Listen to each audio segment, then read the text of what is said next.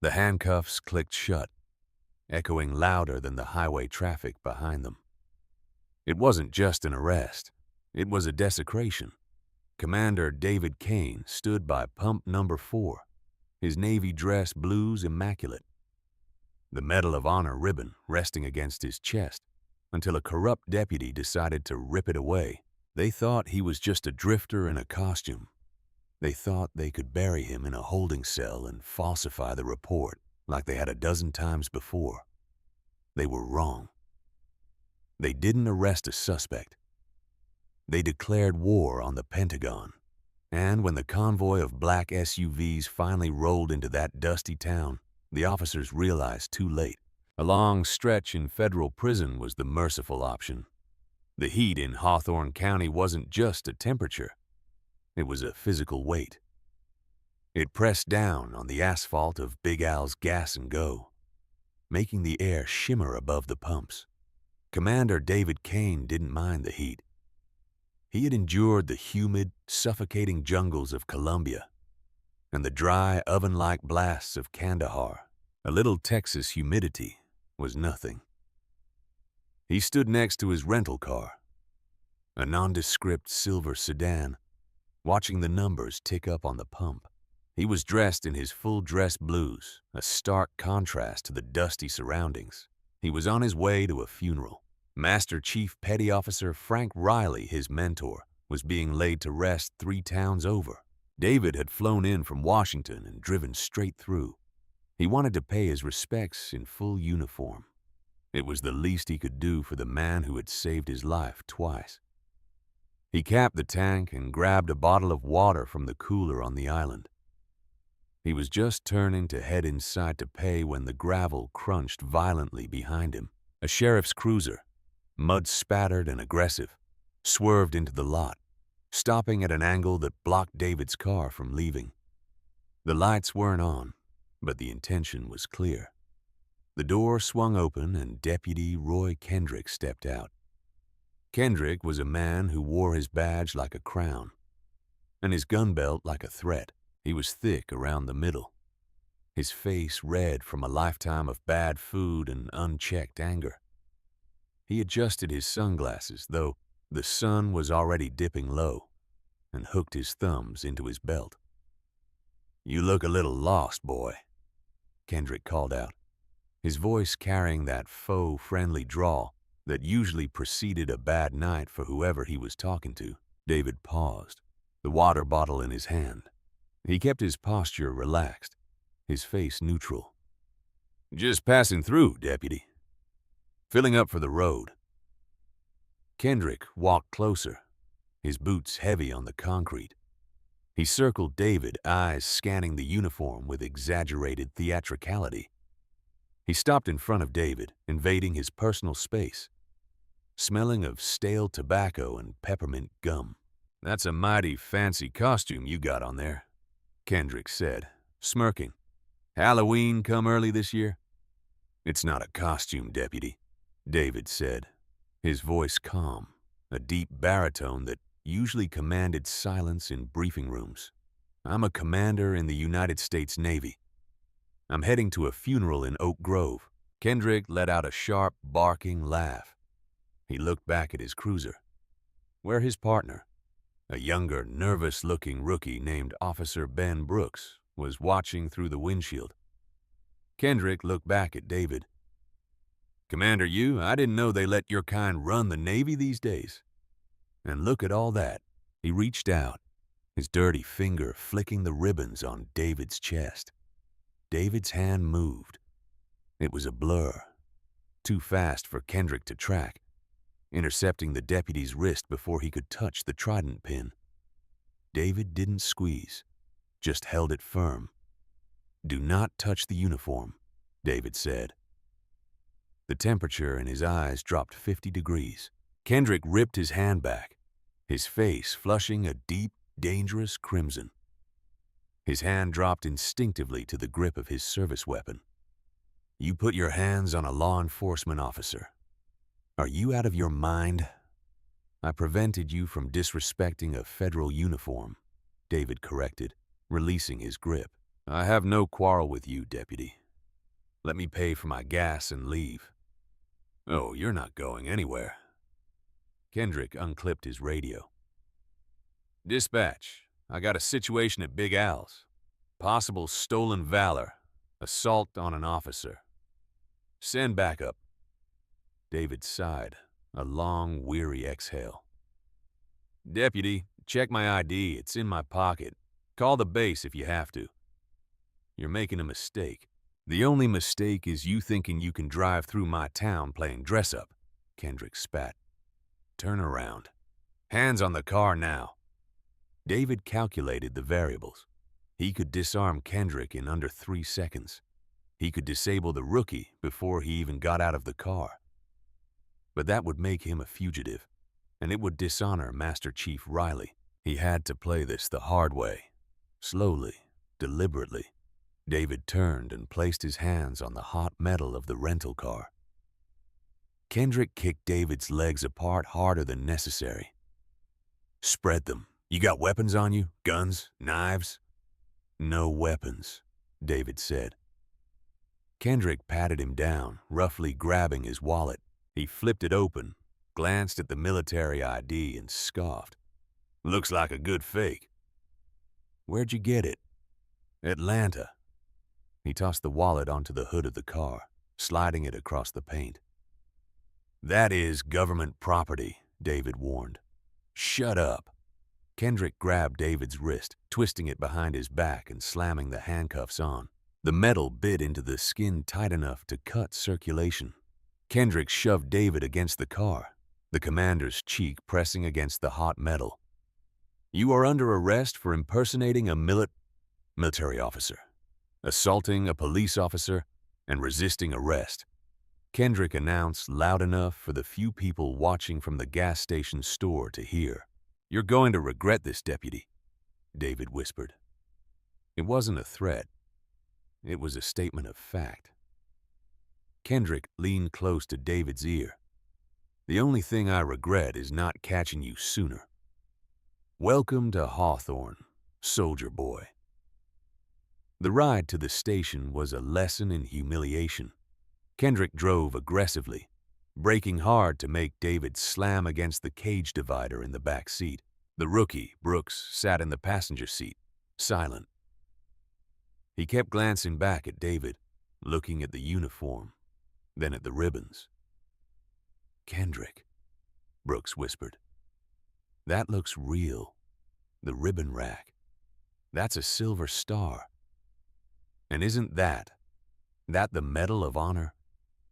Shut up, Brooks, Kendrick snapped. You think a guy like him has a Medal of Honor? He bought that crap at a pawn shop. These stolen valor guys are sick. They want the respect without the sacrifice. Makes me sick. David sat perfectly still in the back. He had engaged a mental technique he learned during SERE school. Survival, evasion, resistance, and escape. He detached himself from the physical pain of the cuffs and the erratic driving. He began to memorize details. Deputy Roy Kendrick, badge number 409, Unit 7. Officer Ben Brooks, badge number 412. They arrived at the station, a squat brick building that smelled of mildew and floor wax. Kendrick hauled David out of the car, grabbing him by the collar of his dress jacket. Watch the jacket, David said. I don't give a damn about the jacket. Kendrick growled. He shoved David through the back door, past a booking desk where a bored-looking sergeant was eating a sandwich. What you got, Roy? The sergeant asked, mouth full. Stolen valor, assault, Kendrick bragged. Guy thinks he's Rambo. They pushed him into the processing room. Kendrick unlocked the cuffs, but only to strip search him. Jacket off, Kendrick ordered.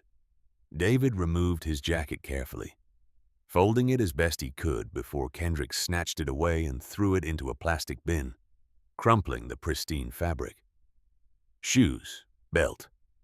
As David stripped down to his white t-shirt and trousers, Kendrick picked up the jacket again. He was looking for something, anything to mock. He saw the name tag.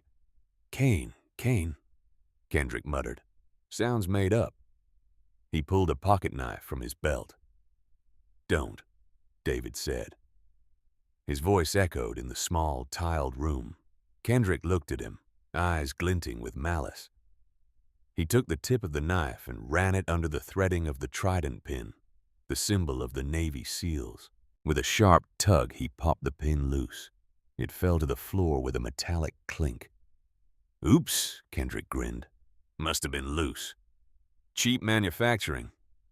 David stared at the pin on the dirty floor. A fury, cold and white-hot, began to build in his chest. That pin had been pinned on him by his commanding officer after Hell Week. It represented brothers lost and blood spilled. Pick it up, David said softly. Or what? Kendrick stepped forward, chest to chest with David. You're going to hit me again. Please do. I'd love to add a felony to your sheet. Officer Kendrick, David said, his voice dropping an octave. I am giving you one chance to fix this. Check my fingerprints. Run my name in the NCIC database. If you do not, you will destroy your career and bring down this entire department.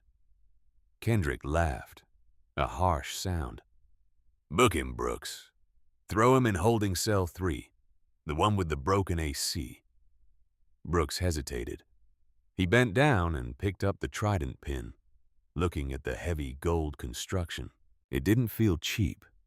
It felt real. He placed it gently on the counter, avoiding David's gaze. Sorry, Brooks mouthed. David didn't acknowledge him. He looked straight at Kendrick. I need my phone call. You'll get your call when I'm done with my paperwork, Kendrick said, turning his back. It might take a while. They shoved him into cell 3. It was a concrete box, stiflingly hot. There was a metal bench and a toilet. David sat on the bench, closing his eyes. He didn't pace. He didn't yell. He waited. Time passed. Finally, the heavy door opened. It was the rookie, Brooks. He looked pale. Sir, Brooks said through the bars. Kendrick went to dinner. Sergeant said you can make your call now. David stood up and walked to the bars. Open it. Brooks unlocked the cell and led him to a wall phone in the hallway. You got a few minutes. Local calls only. David picked up the receiver. He didn't dial a lawyer. He didn't dial a family member. He dialed a number he had memorized for absolute emergencies. A direct line to the Pentagon Special Operations Command watch floor. It rang twice. Watch Officer Lieutenant Commander Cole Hayes. A crisp voice answered. Hayes, this is Commander David Kane. Authorization code Sierra Tango 940 Zulu. I am currently being held unlawfully by the Hawthorne County Sheriff's Department. I have been assaulted, and my uniform has been desecrated. There was a silence on the other end, followed by the rapid clicking of a keyboard. Confirmed. Commander Kane, we show you. Good God, sir. Are you injured? Negative. Just detained. The arresting officer is Deputy Roy Kendrick. He believes I am a stolen valor case. He destroyed my trident. He did what? The voice on the other end hardened. Sir, where are you exactly? Hawthorne County Jail, Texas. I'd sit tight, Commander. Do not say another word to them. I am waking up the Admiral. And sir, yes, we're coming to get you. David hung up the phone. He turned to look at Officer Brooks, who was watching him with wide, fearful eyes. Who was that? Brooks asked. David walked back to his cell and sat down. That was the United States government, son, and they are very upset. Soon the sun rose over Hawthorne with the same oppressive heat. But inside the sheriff's station, the atmosphere had shifted. It was subtle at first. A fax machine that wouldn't stop printing. A phone line that kept ringing with no one on the other end. Sheriff Hank Voss walked in carrying a large coffee and a bag of donuts. He was a massive man. the kind who had played football in high school and never let anyone forget it. He ran the county like his personal fiefdom. "Morning, boys," Voss grunted, walking past the dispatch desk. Quiet night. Kendrick was sitting at his desk, feet up, scrolling through his phone. Easy peasy, Sheriff. Bagged a lunatic in a Navy outfit at Big Al's. Guy thinks he's a SEAL. Voss chuckled. Another one. People are crazy. Did you check him out? Nah, I didn't need to. Kendrick waved a hand dismissively. Fake ID, fake attitude. I let him rot in cell 3. Figured we'd arraign him. Give the judge a laugh. Voss nodded, taking a bite of a glazed donut. All right, bring him up. Let's get it over with. Kendrick stood up, stretching. He grabbed the keys and walked back to the cells. He opened the door to cell 3. David was doing push-ups, one-handed push-ups. He was moving with a rhythmic, terrifying precision. He stopped when the door opened, standing up smoothly. Not a drop of sweat on him, despite the heat. Morning, sunshine, Kendrick sneered. Judge is ready for you. David walked out, hands behind his back. He looked Kendrick in the eye. Is my uniform ready? It's in the trash bag where it belongs, Kendrick said. You're going to court in orange. They brought David to the booking area. Sheriff Voss looked him over. He saw the posture, the dead calm eyes, the physical fitness that was clearly not the product of a gym membership, but a functional, lethal training. A seed of doubt planted itself in Voss's gut. What's your name, son? Voss asked. Commander David Kane, United States Navy, David replied. Voss frowned. Kendrick, you ran his prints, right? Kendrick froze. The machine was acting up. I was gonna do it now. Voss's face turned purple. You put a man in a cell without running his prints? Are you an idiot? He's a fake, Sheriff. Look at him. Run them now, Voss roared. Kendrick sulked over to the scanner. He grabbed David's hand and pressed his fingers onto the glass. The machine beeped, processing the data. They waited. Then the computer screen flashed red. A siren noise, one that neither Kendrick nor Voss had ever heard before, began to blare from the PC speakers. A large dialog box popped up on the screen. It didn't show a criminal record. It showed a single flashing message. Warning, classified identity, level 5 clearance, do not detain. Contact Department of Defense immediately. Kendrick stared at the screen, his mouth open. What the hell is this? A glitch? Voss shoved Kendrick aside and stared at the monitor. His face went pale. That ain't a glitch, Kendrick. Suddenly, the phone on Voss's desk rang. Not the public line, but the red emergency line that connected directly to the state police and federal agencies. It had never rung in Voss's years as sheriff. Voss stared at the phone. He looked at David. David just tilted his head slightly. You should answer that, Sheriff. Voss picked up the phone with a trembling hand. Sheriff Voss. Sheriff Voss. A voice boomed on the other end. It wasn't a question. This is Admiral Edward Donovan, Chief of Naval Operations. I have a report that you are holding one of my officers, Commander Kane. Is this accurate? Voss felt his knees go weak. Admiral, we have a suspect here who claims... The Admiral's voice could have cut glass. Sheriff, you are currently holding a decorated Navy SEAL and a recipient of the Medal of Honor. You have a short time to release him and return his property before I designate your police station a hostile target. Voss stammered. And, Sheriff, the Admiral continued, his voice dropping to a deadly whisper. My sources tell me his uniform was desecrated. If there is a single scratch on that man, may God have mercy on you, because the United States Navy will not. The line went dead. Voss slowly hung up the phone. He looked at Kendrick, who was still staring at the computer screen. "Unlock him," Voss whispered. "What?" Kendrick asked. "Unlock him!" Voss screamed, grabbing his keys and throwing them at Kendrick's head. "You idiot! You arrested a Navy SEAL. The Pentagon just called me personally." Kendrick fumbled with the keys, his arrogance replaced by confusion and fear. He uncuffed David. David rubbed his wrists. He didn't smile. He looked at Voss. "Sheriff, I want my uniform. I want my trident. And I want the dash cam footage from Deputy Kendrick's car preserved." Yes, sir, absolutely." Voss was sweating profusely. "Kendrick, get his things now. Brooks, get the commander a coffee, a chair, something." Kendrick ran to the property room. He came back holding the crumpled jacket and the loose trident pin. He thrust them at David. "Here, take it and go," Kendrick muttered, trying to regain some shred of bravado. David took the jacket. He smoothed it out on the counter with agonizing slowness. He picked up the trident pin. He looked at the bent needle where Kendrick had pried it off. "I'm not going anywhere, Sheriff," David said, looking up. "What?" Voss asked. "You're free to go, Commander," Voss said.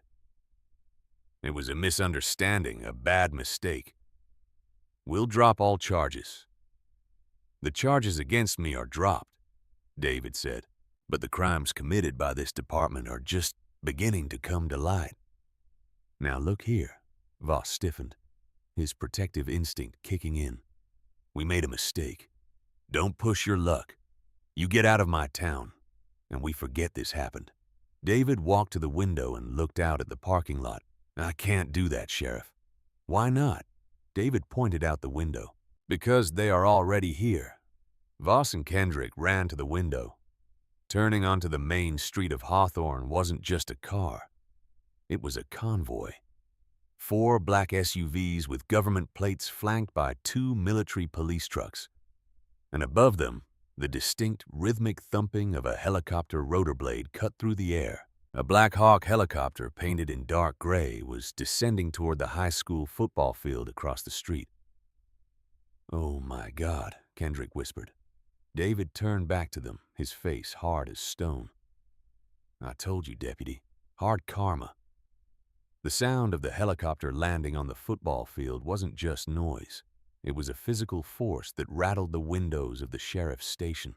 Dust from the dry field coated the cruisers in the parking lot, a symbolic layer of grit covering the department's shine. Sheriff Voss stood frozen at the window.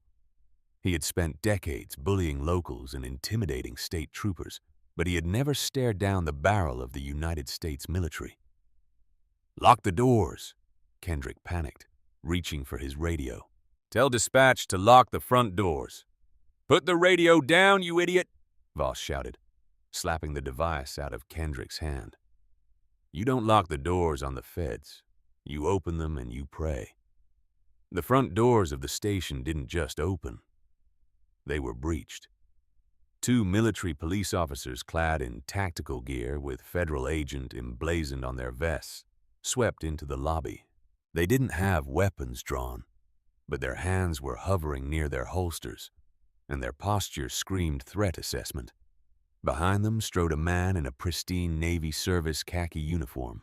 He was tall, silver-haired, with the golden oak leaves of a lieutenant commander on his collar, and the insignia of the Judge Advocate General's Corps. This was Lieutenant Commander Stephen Lang, a man known in legal circles as the Shark of Norfolk. Flanking him were 2 men in suits, FBI. Lang walked straight to the booking desk, ignoring the stunned sergeant. He scanned the room, his eyes locking onto the sheriff and then finally resting on Commander Kane. Kane was standing by the window, holding his crumpled jacket. Lang stopped, snapped his heels together, and rendered a sharp, perfect salute. "Commander Kane, sir," Lang barked. "Lieutenant Commander Lang, JAG Corps. I am relieving you of this situation." David slowly returned the salute. "At ease, Stephen. Took you long enough." "Traffic was murder, sir," Lang said, his face deadpan. He then turned slowly to face Sheriff Voss. The warmth vanished from his eyes. "Who is the commanding officer of this facility?" Voss stepped forward, trying to inflate his chest, but looking small. "I am Sheriff Hank Voss. Now, look here. We have a jurisdiction issue." "We have no issues, Sheriff," Lang interrupted, pulling a folded document from a leather portfolio. "This is a federal warrant issued by the United States District Court for the Southern District of Texas. It authorizes the immediate custody of Commander David Kane, the seizure of his vehicle, and the securing of all evidence related to his detainment." "Ah, evidence," Kendrick squeaked from behind the sheriff. It was a standard arrest. Lang's eyes snapped to Kendrick. He looked at the deputy like one looks at a cockroach on a dinner plate. "And you must be Deputy Kendrick, the man who assaults superior officers." Lang signaled to the FBI agents. "Secure the commander's vehicle, and I want the server room isolated now." "Now, wait a minute," Voss shouted, his face reddening. "You can't just waltz in here and take my servers. That's county property. We have sensitive cases on there." One of the FBI agents, a man with a scar running through his eyebrow named Special Agent Greg Pendergast, stepped forward. "Sheriff, under the Patriot Act and Title 18, interfering with a federal investigation involving a high-level clearance officer allows us to do whatever we deem necessary. Commander Kane was transporting classified material in his personal vehicle. By impounding that car and handling his effects, your deputy may have compromised national security. That gives us jurisdiction over everything, even your coffee maker." Kendrick paled. "I didn't steal nothing. I just tossed his wallet on the hood." "We'll see," Pendergast said. "Agent Kovac, start pulling the hard drives. I want the dash cam footage from Unit 7 immediately." Kendrick lunged forward. "No, you can't take the dash cam." It was a reflex action born of panic. Kendrick tried to block the door leading to the back offices. In a split second, the two MPs had Kendrick pinned against the wall. One of them twisted Kendrick's arm behind his back. The exact same move Kendrick had used on David. "Assaulting a federal agent," Lang noted calmly. "Add it to the list." Sheriff Voss watched his deputy get handcuffed. He realized the walls were closing in. He looked at David.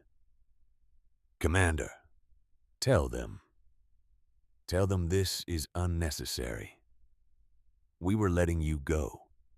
David walked over to Kendrick, who was now pressed cheek first against the wall, panting. David leaned in close.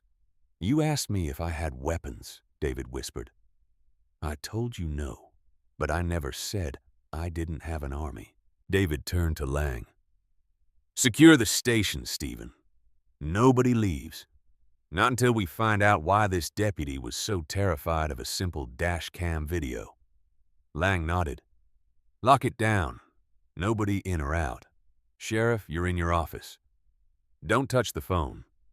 The station, once the seat of Voss's power, was now occupied territory. The hunters had become the prey. The occupation of the Hawthorne Sheriff's Department lasted for some time. The locals gathered outside, whispering, filming with their phones as federal agents carried boxes of files out to the SUVs. The rumor mill was on fire. Terrorists, spies, murder.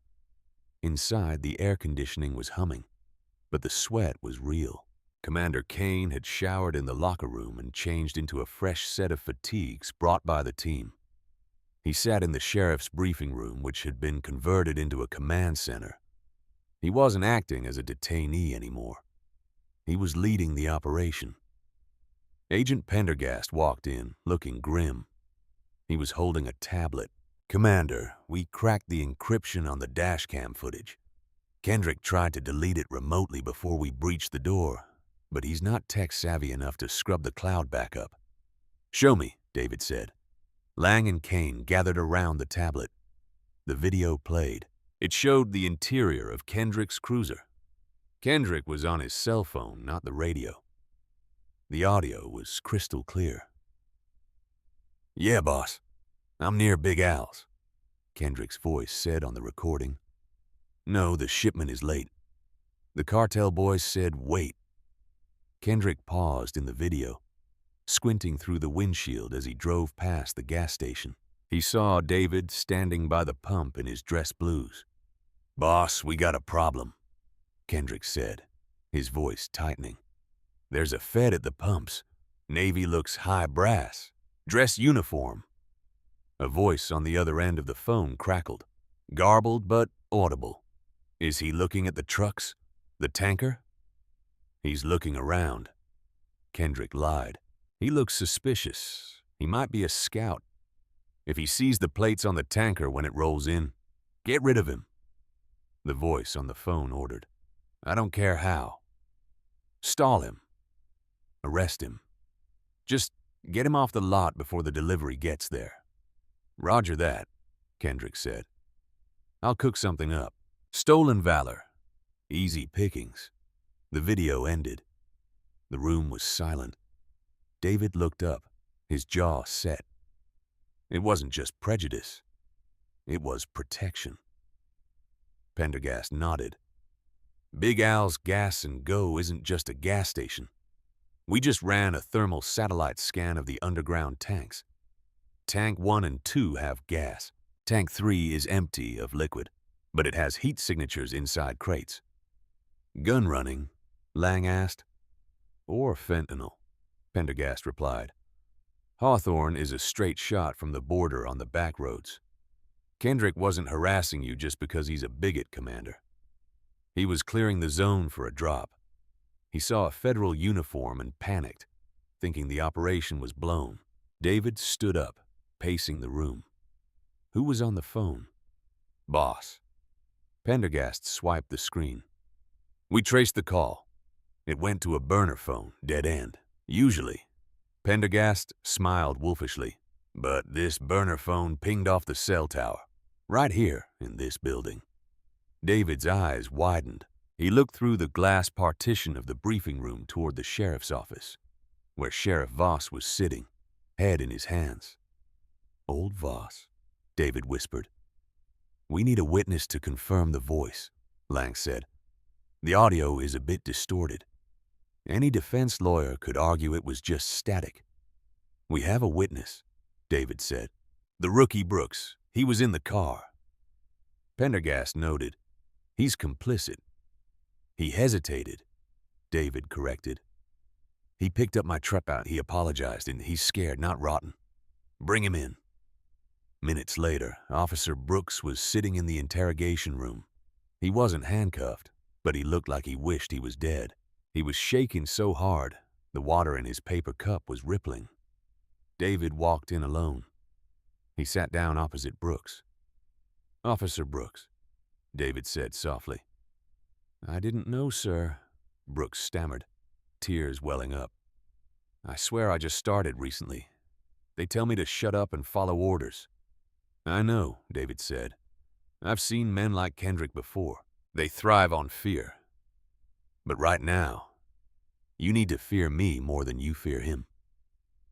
Brooks looked up, meeting David's eyes. "Kendrick is going to prison," David said. "That is a fact. The question is, are you going with him? You watched him assault a superior officer.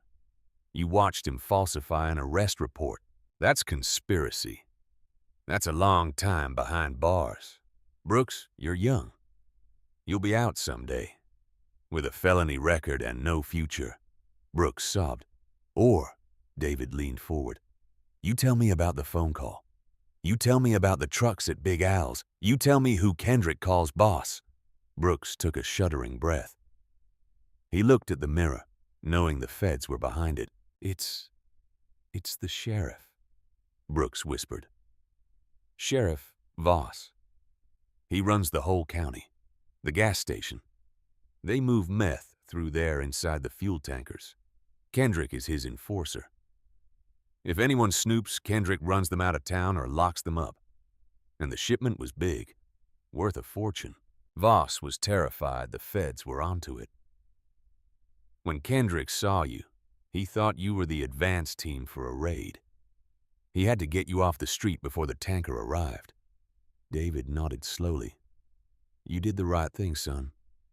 David stood up and walked out of the room. Pendergast and Lang were waiting. "We got him," Pendergast said. "RICO charges, drug trafficking, kidnapping, assault on a federal officer. Conspiracy." "What about Voss?" Lang asked. David adjusted his collar. "Voss is sitting in his office thinking he can still talk his way out of this. He thinks this is just about a bad arrest." David walked toward the sheriff's office. He didn't knock. He kicked the door open. Sheriff Voss jumped, spilling his coffee. "Now, wait just a minute." "Get up," David commanded. "You can't talk to me like that in my station," Voss blustered. "It's not your station anymore," David said, "and you're not a sheriff." David threw the tablet onto the desk.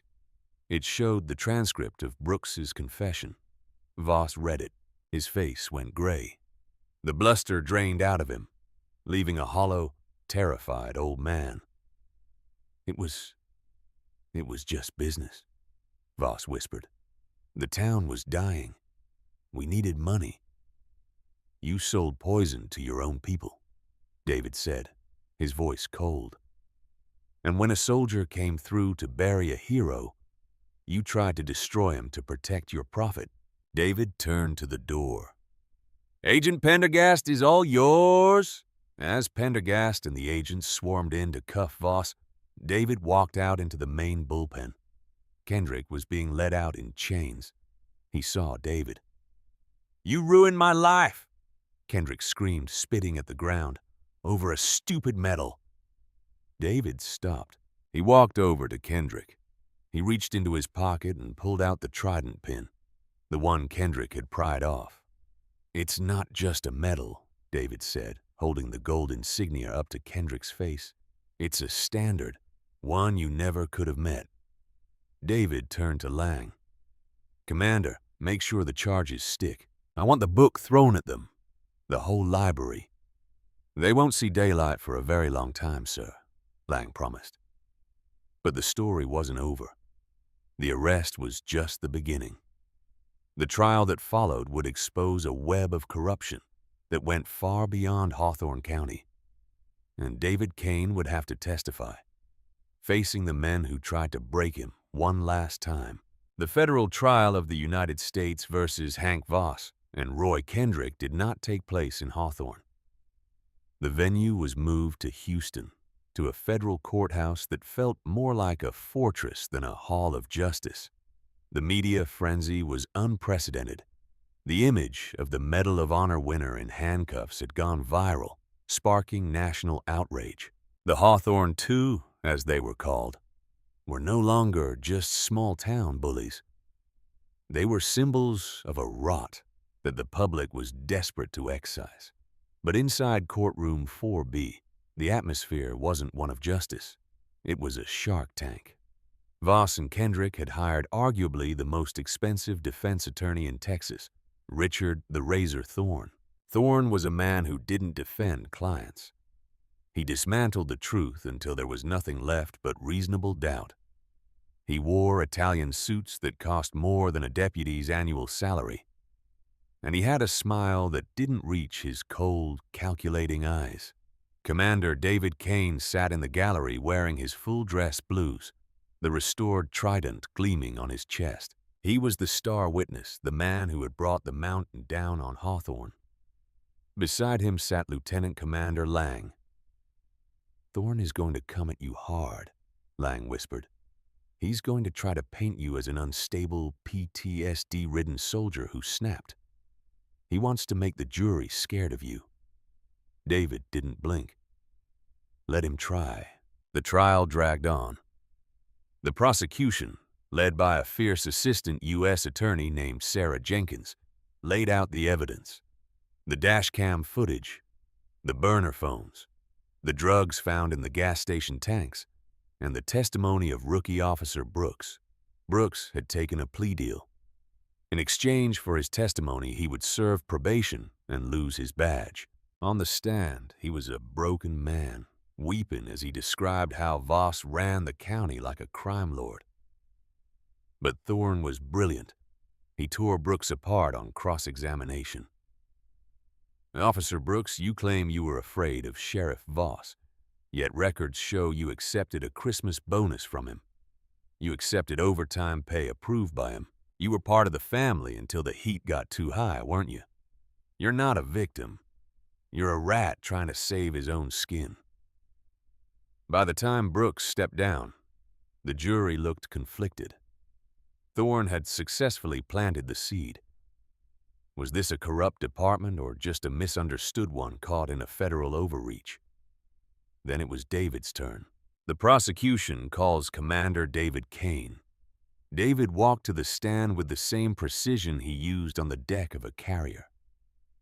He swore the oath, his voice deep and steady. Thorne didn't wait. He launched his attack immediately. "Commander Kane," Thorne began, leaning on the podium, "let's talk about your hands. You are a Navy SEAL, correct?" "I am." "You were trained in lethal combat. You know how to kill a man with a pen, a shoelace, or your bare hands? Is that fair to say?" "I am trained to neutralize threats to the United States," David corrected. "A threat," Thorne repeated. "Interesting word. On the day in question, Deputy Kendrick asked for your ID. You didn't give it to him immediately. You argued. You grabbed his wrist. You, a lethal weapon, put your hands on a law enforcement officer. Don't you think Deputy Kendrick was justified in fearing for his life?" "He wasn't afraid," David said calmly. "He was arrogant."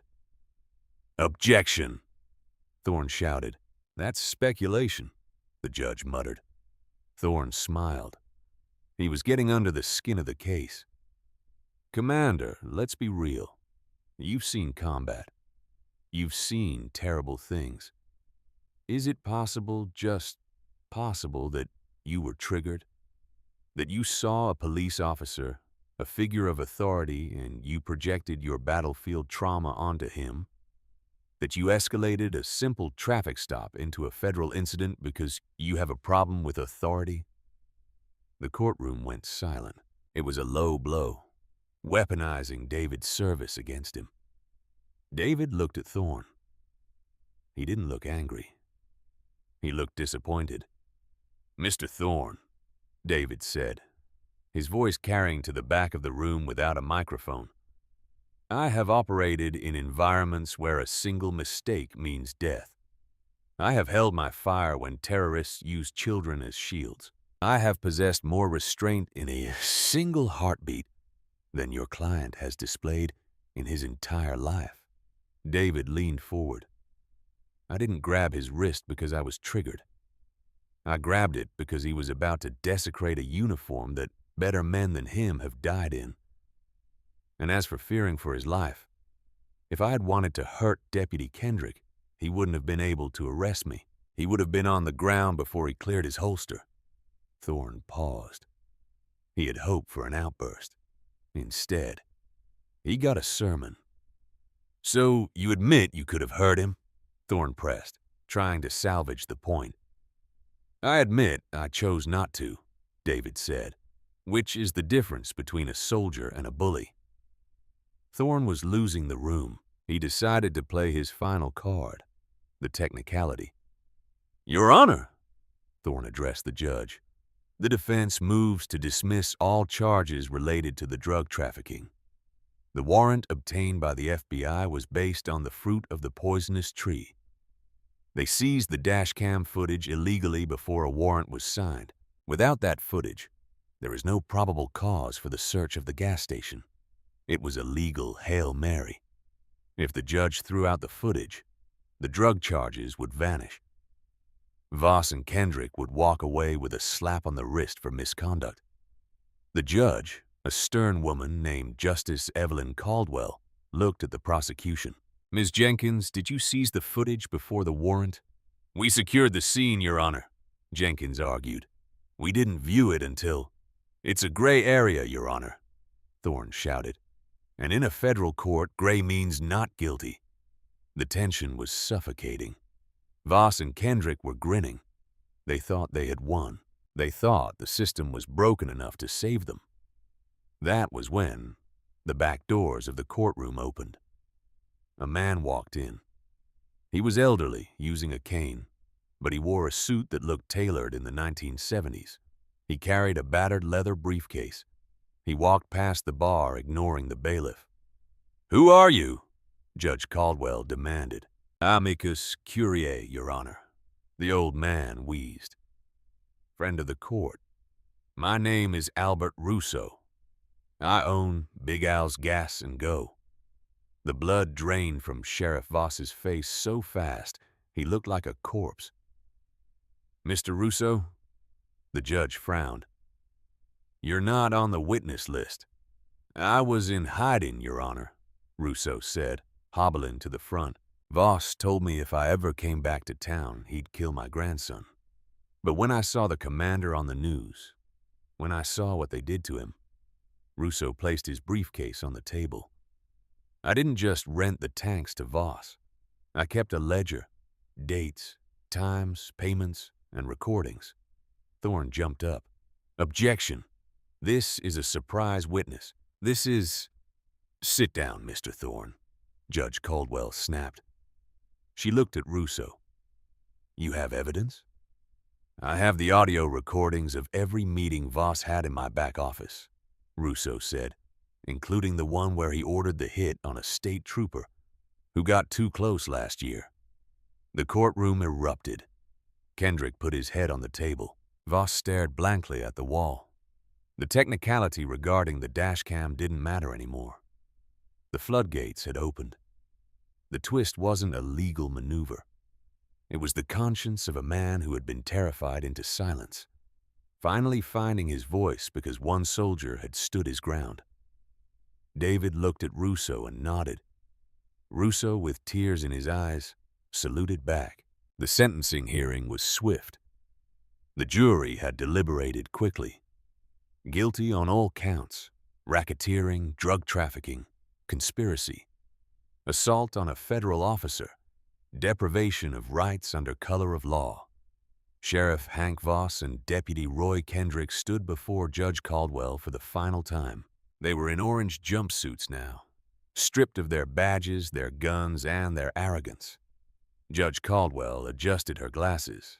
She looked down at them with a mixture of pity and disgust. "You were entrusted with the sacred duty of protecting your community," Caldwell began.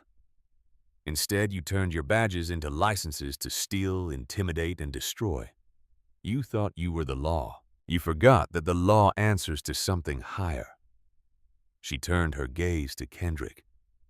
"Mr. Kendrick, you mocked Commander Kane's service.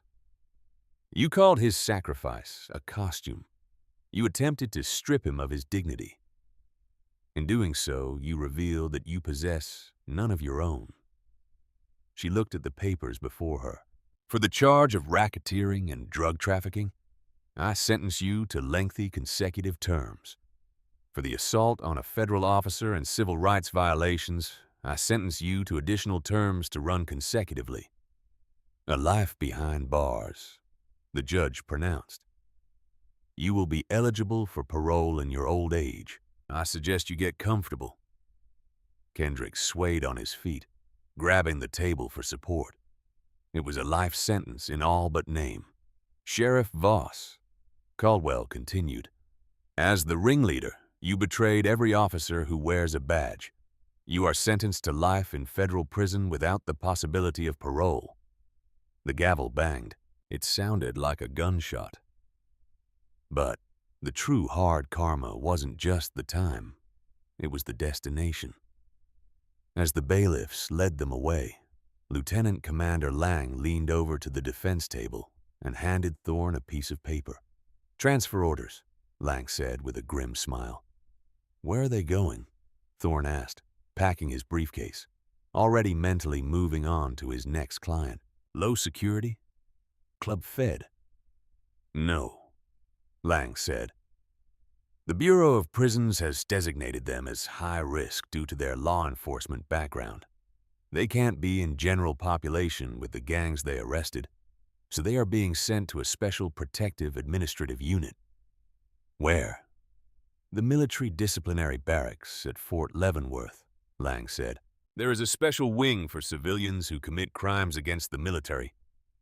It's run by the Department of Defense. Kendrick froze at the door. He heard Lang. Leavenworth, Kendrick whispered. David walked up to the railing. He looked Kendrick in the eye one last time. It's a tough facility, Deputy, David said softly. The guards are all MPS, Marines, Army Rangers, Navy Masters at Arms, men and women who wear the uniform you spat on. Kendrick's eyes widened in absolute terror. He wasn't going to a prison where he would be a cop among criminals. He was going to a prison where he would be the man who disgraced the flag, guarded by the men who defended it. Every day for the rest of his sentence, he would have to look into the eyes of a soldier and remember the mistake he made at pump number 4. Enjoy the stay, David said. Kendrick was dragged out, his legs giving way, screaming as the heavy oak doors swallowed him whole. Some time later, the sun was setting over the Oak Grove Veterans Cemetery. The air was cool, the heat wave finally breaking. Commander David Kane stood before a fresh grave. The headstone was simple white marble. Master Chief Petty Officer Frank Riley, U.S. Navy SEAL. The only easy day was yesterday. David was alone. The media trucks were gone. The lawyers were gone. It was just him and the memory of the man who had taught him everything. He reached into his pocket and pulled out the trident pin. It was the same one Kendrick had pried off. David had straightened the needle. But the gold still bore a small scratch, a scar from the battle. He knelt down and pressed the trident into the soft earth at the base of the headstone. Sorry I was late, Chief, David whispered. Ran into a little trouble on the road, but I handled it. He stood up, brushing the dirt from his knees. He adjusted his cover, snapped a slow, perfect salute to the grave, and turned to walk back to his car. He didn't look back. The war was over. The uniform was clean, and justice, though it had taken the scenic route, had finally arrived. And that, ladies and gentlemen, is why you never judge a book by its cover. And you certainly never disrespect the uniform of a United States Navy SEAL. Deputy Kendrick thought he was the apex predator in his small town, but he learned the hard way that there's always a bigger fish. A long sentence in a military prison, guarded by the very people he mocked. Never judge a man by the dust on his boots or the clothes on his back. In a quiet corner of Texas, a decorated Navy SEAL in full-dress blues stopped at a lonely gas station to pay his respects to a fallen brother, only to be humiliated, stripped of his honor, and thrown into a sweltering cell by men who saw nothing but a costume. What they didn't know was that they weren't arresting one soldier. They were declaring war on everything that uniform stands for. In the end, their arrogance cost them everything: their badges, their freedom, and their futures. Commander David Kane walked away with his dignity intact, while those who mocked him faced decades behind bars, guarded every day by the very warriors they once scorned. This story isn't just about revenge or karma. It's a powerful reminder that true strength wears many faces, and the quietest dignity can carry the heaviest weight. Respect isn't optional. It's sacred. Whether it's the uniform of a soldier, the hands of a working man, or the heart of someone you don't yet understand, pause before you belittle what you don't recognize. Because the person you dismiss today might be the one who reminds the world what real courage, sacrifice, and honor truly look like. If this story moved you, if it made you stop and think about how we treat one another, drop a comment below and tell me. Have you ever been misjudged or seen someone else judged unfairly? What lesson did it teach you? And if you believe in stories that restore your faith in justice and human dignity, hit that like button, subscribe, and ring the bell so you never miss the next one. We drop powerful, true crime-inspired dramas every week. Thank you for watching. Stay kind out there. And never forget, the uniform, the man, and the story behind both deserve your respect.